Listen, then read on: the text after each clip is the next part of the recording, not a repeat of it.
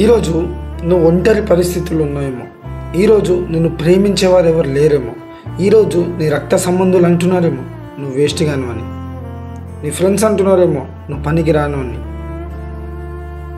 నీ తల్లిదండ్రులు అంటున్నారేమో నువ్వు అనవసరంగా మా కడుపులో పుట్టావురా అని.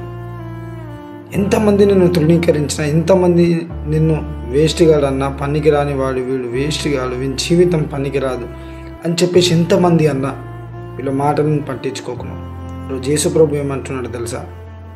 నేను నిన్ను ప్రేమిస్తున్నాను, ఐ చూజన్ యూ, నేను నిన్ను ఏర్పరచుకున్నాను.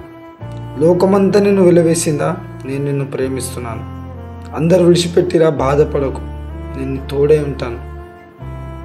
అంతము వరకు నీ చేయి విడవను, నేను ఎడబాయను, శాశ్వతమైన ప్రేమతో ప్రేమిస్తున్నా అని చెప్పి యేసు ప్రభు అంటున్నాడు.